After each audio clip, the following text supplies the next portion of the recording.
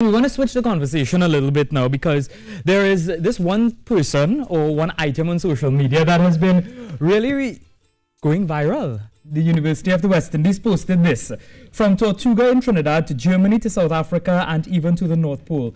Dr. Daana Kanhai of the UWI St. Augustine Department of Life Sciences has traveled the globe. An environmentalist by passion and profession, she studies the impact of microplastic pollution in our oceans.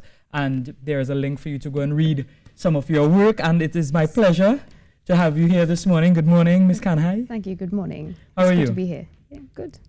So, what are you up to? And we're seeing all of this on social media. Yes.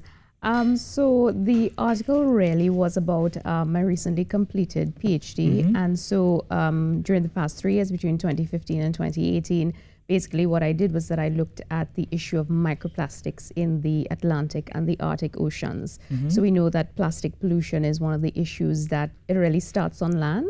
But once the plastics get into the oceans, then you start having impacts on different marine organisms. So basically, I was really lucky to be part of 2 different expeditions, one that went all the way from Germany to South Africa, and the other one that went to the Arctic Ocean. And basically what we did was that we sampled the different environmental compartments for microplastics to figure out, okay, well, how much is there in that particular ecosystem? And then potentially what are the threats that they would pose to organisms. And what was the general finding from your research? So basically they're everywhere, they're ubiquitous. We find them in the surface waters, subsurface waters, sediments. We even find them in sea ice.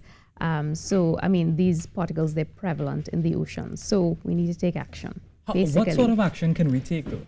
So, as I said, the issue of plastic pollution starts on land because man created plastic, right? And I think the issue here is that we need to close the plastic tap on land. And so we prevent plastics from land getting into the ocean. And that, so there have been different types of action. So individuals have taken action by reducing their use of single-use plastics. But then you've also seen different countries like implementing bans and different types of legislation to maybe stop the use of single-use plastics or maybe ban plastic bags or something like that. But yeah, we need multi-pronged approaches to deal with plastics. And we do have some pictures up that we are showing as well. Okay, all right. Tell me about some of these pictures. Okay, so this picture that you're seeing on the screen right now, this was taken in 2016. Actually, on the 21st of August, 2016, we made it to the North Pole. And you'll proudly see if you take out that banner, you'll see the Trinidad and Tobago's flag. This picture here, this was taken in Germany just as we were about to start that North-South Atlantic training transect. And this one is of me on an ice floe in the Arctic Ocean. And this last one is the students at UWI from one of the courses that I taught this past semester, Coastal Ecosystems Management. You seem so passionate about this. What was the motivating factor for you to get into this field of study? So really and truly, I fell in love with nature in my backyard. So I'm from Tortuga. Me too. So Tortuga, as you know, it's in the countryside, and we have a large yard.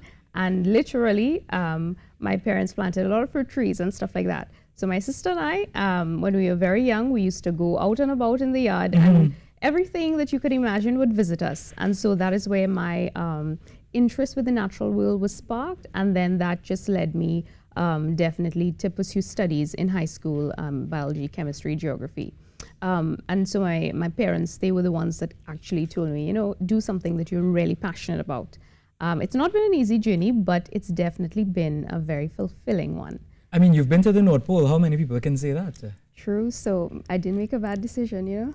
Yeah, and, you know, how did you come up, get to go to these places? What was the process like? Right. So in 2015, I had this amazing opportunity to take part in a joint PhD program. So it was a PhD fellowship that was in Europe. So it was based in Europe, and it was on marine ecosystems health and conservation.